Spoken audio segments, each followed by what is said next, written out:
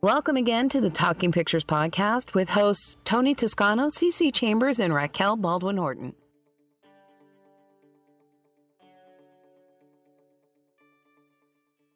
And welcome to another week of the Talking Pictures podcast. I am Cici Chambers. I'm Tony Toscano, and with us is Rob Diamond. And if you don't know Rob and didn't listen to last week's episode, well, Rob is a director, producer, actor, teacher. And boy, can he dance. He can. What's that Johnny Depp dance? The skilly gibbet or something like that. He's a master. I was on 4 episodes of American Bandstand back in the day. Yeah. Wow, really? Yeah, that ages me, but yeah, in the 80s I was. I know all the millennials out there going, "What's that?" Dick Clark. Who's he? That's so funny. Oh wow. So last week we were talking about what actors are expecting, or what directors are expecting from actors, and it's kind of an interesting thing because I don't think a lot of it gels. It's like, at the last week when you introduced me, Cici, you said, "Well, I've been to film classes. I have a film degree and all of that, but there are certain jobs that you have in the world that don't require just because you have a degree doesn't mean you know anything. True that. You have to be on set. You have to know what's going on. You do. There's a great line in the movie Twins with Arnold Schwarzenegger, who says, you can study how to make beer, but unless you make beer and taste it, you have no idea what you're doing." It's a good analogy. It's a phenomenal analogy for acting and filmmakers to get out and just go do, engage, be a part of it. Yeah. Right. That's kind of like I tell our hosts, even when they're doing shows, they're going around going, "Well, I have a TV show. I have a TV show." And I'm like, until it's in my hand, you don't have a TV show. Yeah. Yeah. Well, that's Mel Brooks said. The hardest thing about making a film is making the film. Just do it. It really is. Yeah. So we were talking a little bit like during our break, that about the audition process and how some of them are just set up and to shove people through like cattle, and your actors, even though people keep talking about take audition classes, be ready for auditioning, but you also have to be in the moment. Just like Meisner says, you have to be relevant and in the moment and ready to react. But there's also that other side of it where your casting director should give you a moment to get in that moment. Yeah, I think the casting process, it's always been tough. I mean, some filmmakers will make it easier and create more of a creative space for actors to explore, which I really like. Especially if there's time. But I think a lot of casting directors, they're handcuffed because they're seeing X amount of actors in this amount of time. So what the trick is for an actor to try to find those moments within the space that they're given and almost demand it. So one of the things I teach actors is, some people say, don't come in the room as character. Well, you need to be when you're walking in the room, you need to have access to the emotion that you're about to experience for that particular character. You still have to be a talking head and professional communicate, but after you slate, it's go time. The problem is, like you said earlier, there's a reader jumping on your line. So what I tell actors to do is, if I'm slating my name and I need a moment, I don't say, "Hey, can I have a moment?" Just give me a moment. I take the moment.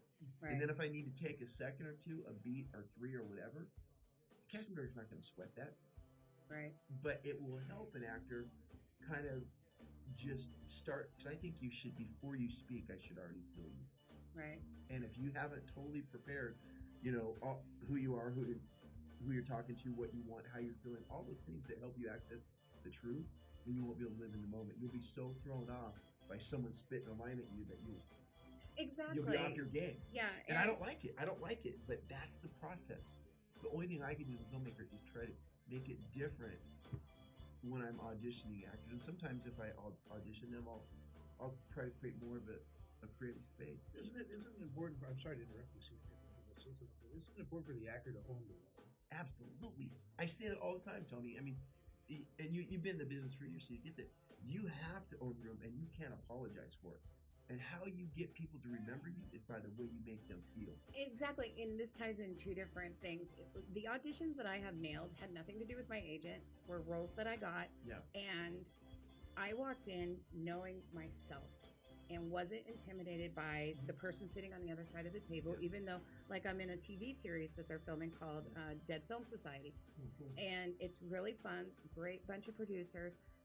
The audition process was so different, and they would give me scripts, and I'm like reading different characters from different movies just to see what I could do, and then they would say, okay, so take that character, now can you do this? Can you play that character as a gay male? And it's a girl, and so switching stuff like that, and I'm getting roles that were made for men, and they switch the character. Those ones, they love. I mean, it's just like they're like, oh my god, it's phenomenal, we love it, and that's good. But then you get casting directors that, this ties back into like agents we were talking about last week, and agents not working with who you are and your skills, but expecting you to change to be something else, and like. There are casting directors that I've been in front of, and I walk in, and it's that cattle push. Next. Yeah, but again, here's the thing that I really want to relate to those actors who live in Utah. Yeah.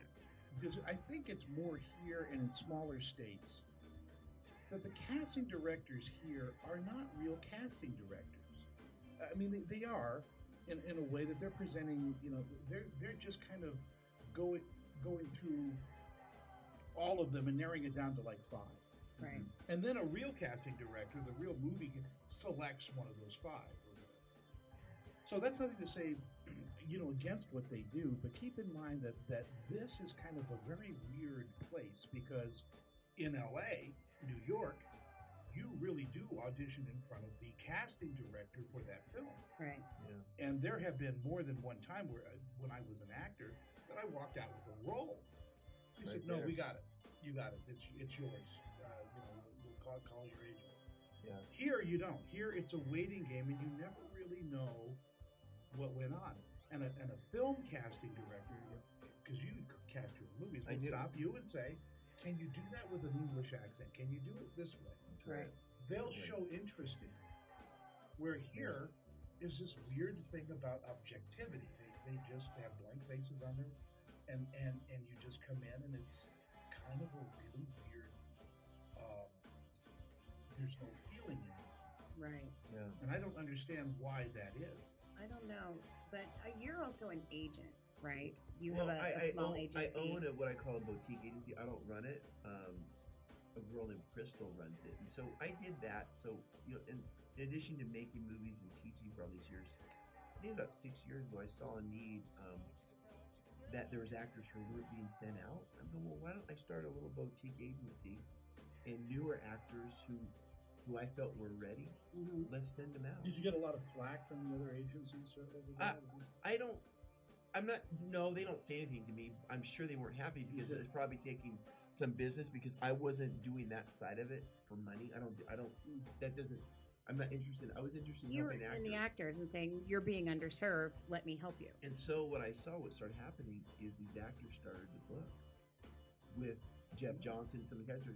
And so at that point, that particular actor, I'd say, look, if you need to go to another agency that offers more, because my focus is just on film. What are the film parts that are coming through town? Let me plug you in there. And then a number of them are still really good friends of mine. They went on to like TMG or McCarty, where they could get more commercial work or voiceover work or whatever it was. But I was like, it made me really happy to know that I was getting them in front of the people that can say yes, because they started to book. And now I have actors. I don't even have time to run it. I'll tell my assistant who runs it for me who to accept. But almost every project that comes through town, someone that I represent or train is booked. Now, as an agent, do you I've had an agent tell me, we had a casting director not like you because of your image online as a comic and you're blue. Do you ever tell your clients change who you are? Because mine actually told me you need to be Molly Mormon in order for me to book you. No. I tell people, one, to know their why they're doing something, and then to be true to who they are. Right. And you will attract the right parts. They're there for you. If you're consistent and you're being who you are. Yeah. And you don't have to remold yourself for anybody, because that's not authentic. And when an actor auditions for me, I know, sniff, and feel authenticity. I want to feel who that person is. But you want to be comfortable in your skin. That's Exactly. that's a great way to put it, Tony. Is to be comfortable with who you are, and people are attracted to that. And at that point, you're either right for the part or you're not. And plus, acting, if you're good at, you can change different looks, you can be different things Yes. as the character. And I think people in cliquey situations don't understand that, and that they think, well, she's a punk. Well, I'm not, but if, she's a punk rocker, she's a goth. There's no way she could play a 1940s starlet when she could. Oh, absolutely. I think there is, and I love Utah. I'm grateful for Utah. It served me really well. Yeah, I love Utah. But there is what I call it with my actors. I want to break a Utah bubble. I don't want to think about making films for Utah in Utah.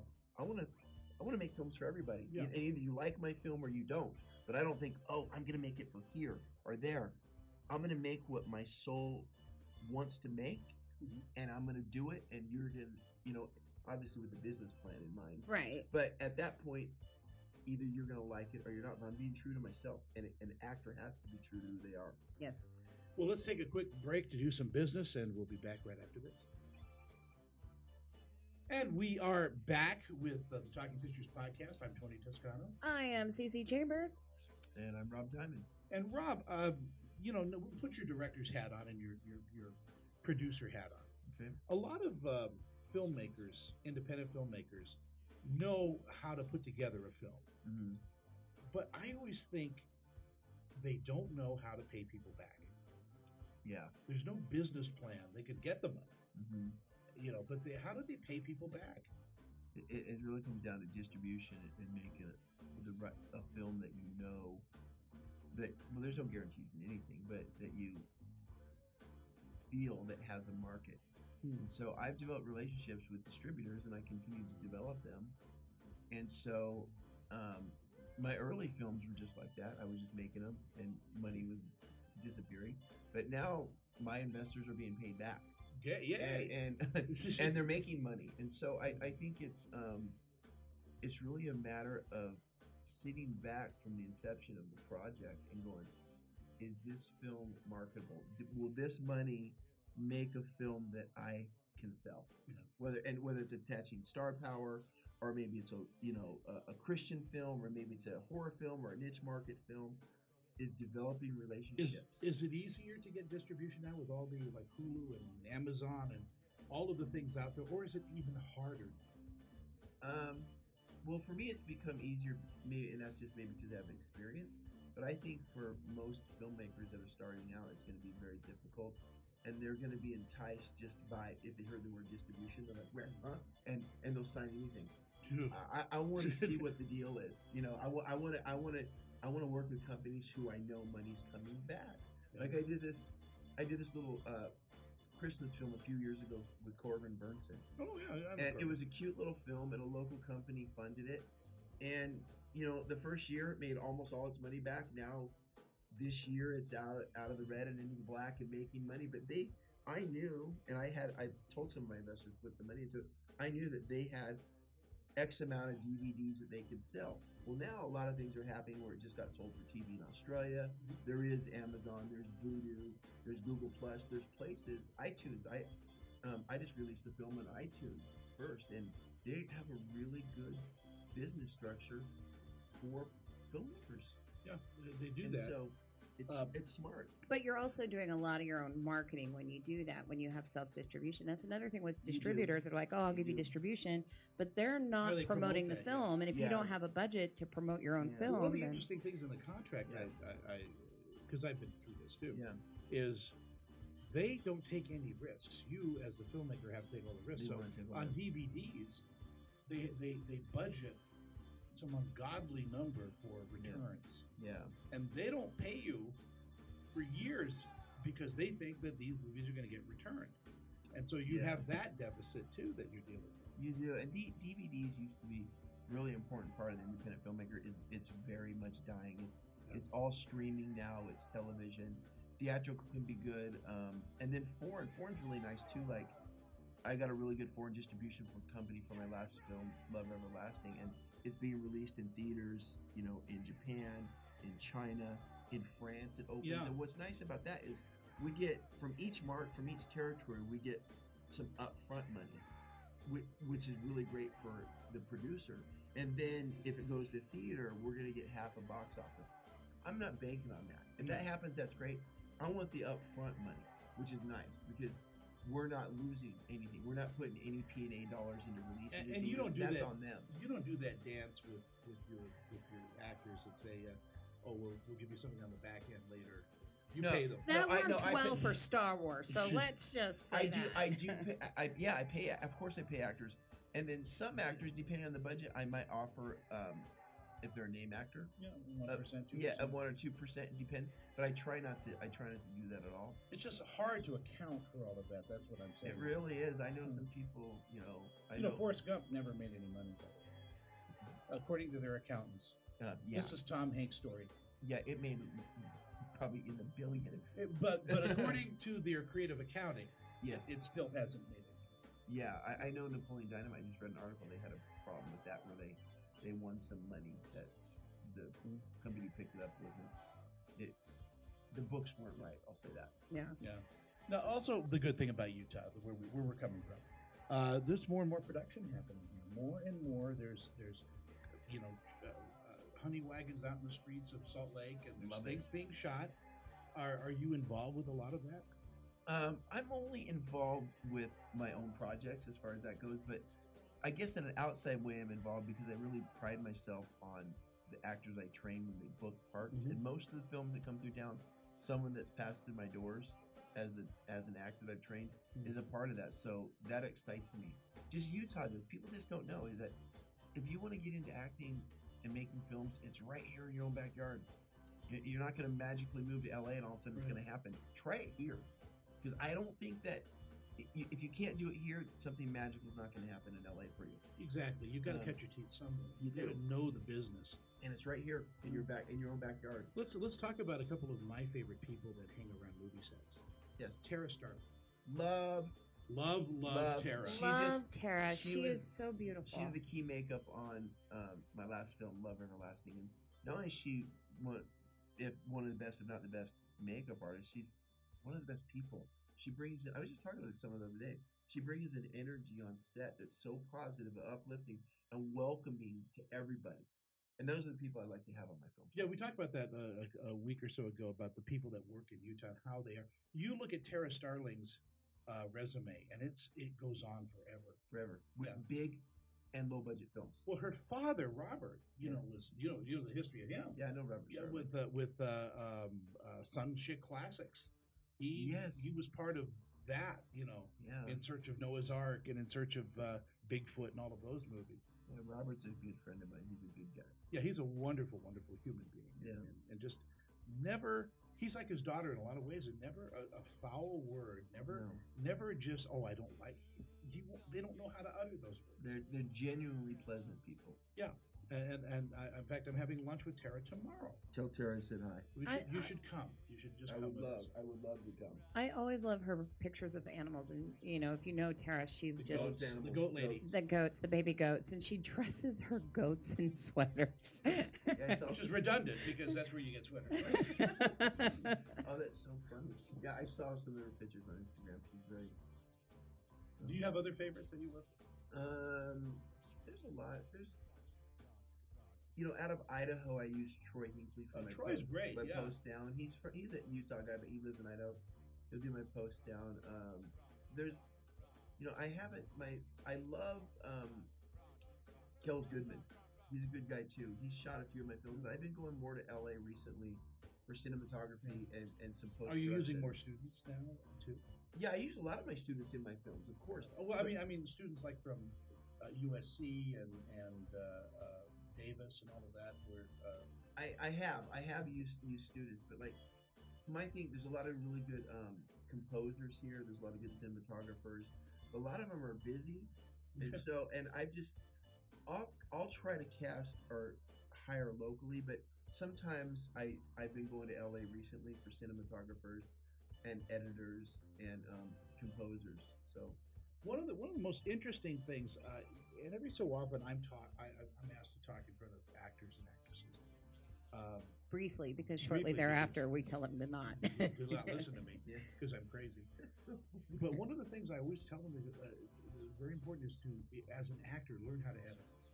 Yeah. Because when you know that you're shooting for the edit, you know inherently how to turn and what everybody's looking for, how it blends all together. Cameron Diaz, Drew Barrymore, Kate Beckinsale, they're all editors. They are all editors. I didn't know that. Yeah, and and these women coming up who I don't want to just say it's women, but I deal with a lot of women actors that just want to just go in their trailer and come out and do their shots, and I guess that's okay. Yeah. But we live in an age now where I think you need to know how everything works on the set. Well, to be clear, they're not going into their trailer and editing between takes. No, what I'm saying though is they just want to go in there.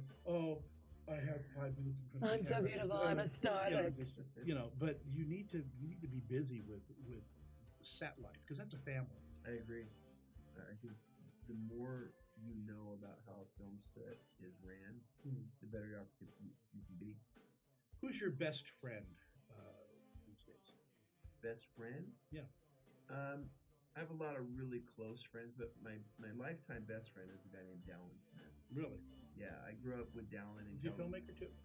He is now. He just produced a film. His son is Lucky Bluesmith. Oh wow! And who's that famous model who's an actor. He was just in my film, and Dallin and I have just been really close. As a matter of fact, years ago when I was doing my thing and modeling stuff, he wanted to be a director and an actor and all that. And so now, all these years later, we've come back, and he's going to be co-directing a bigger budget film, a mainstream film that I'm doing called Teen Spirit. It's being filmed in California. It's a surf film, kind of like Maverick meets Blue Crush meets Friday Night Lights. It's Gidget. Yeah, there you go.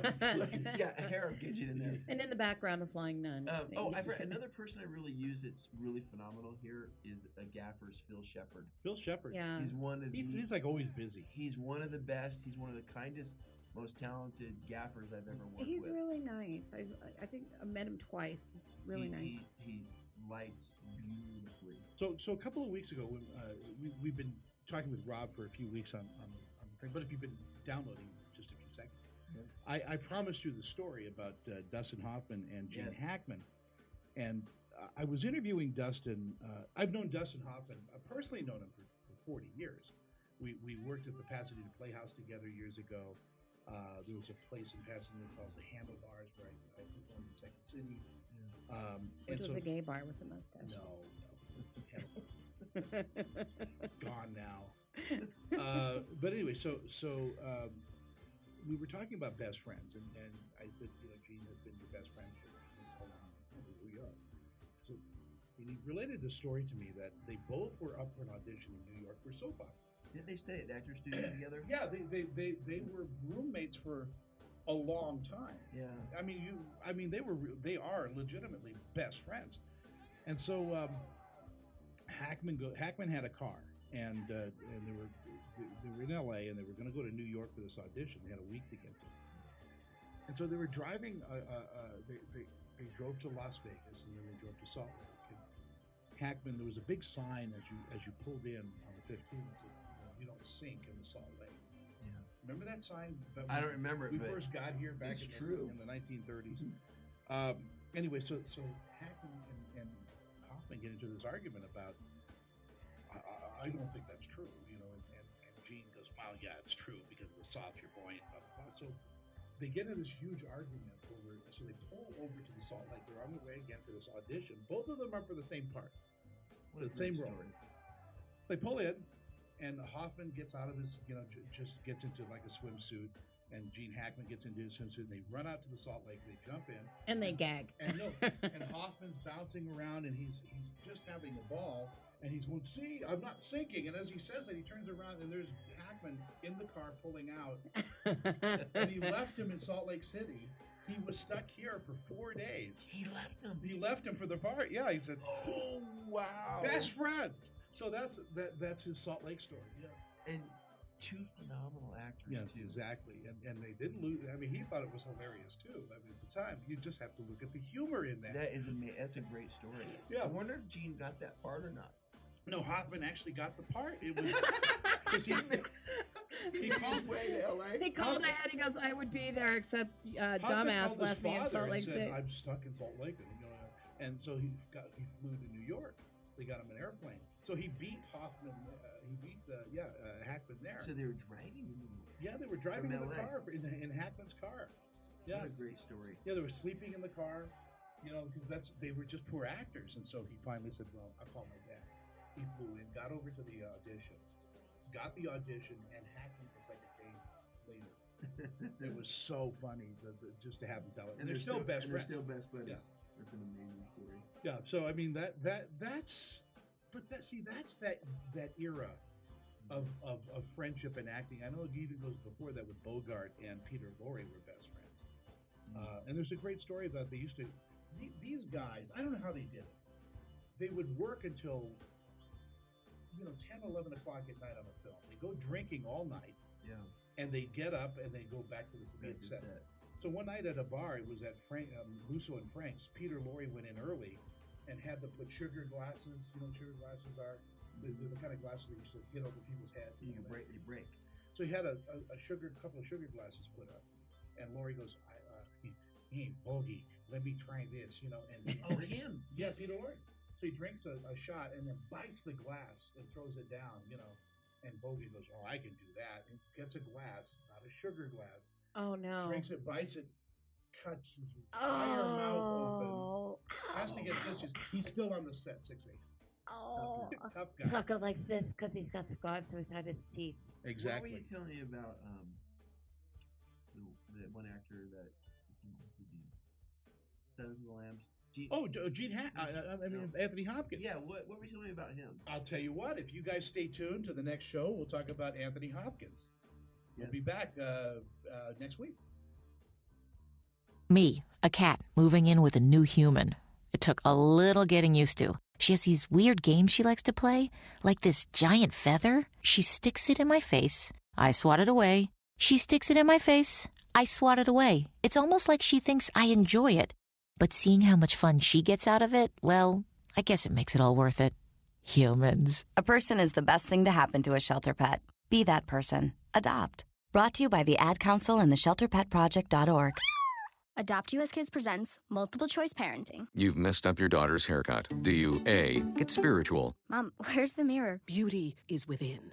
Oh. B, find the positives? Less time blow drying, more time texting? Or C, show empathy? Mom, you really don't have to. Twinsies! I kinda love it. You don't have to be perfect to be a perfect parent. Thousands of teens in foster care will love you just the same. For more information on adoption, visit adoptuskids.org. A message from the U.S. Department of Health and Human Services, Adopt U.S. Kids, and the Ad Council.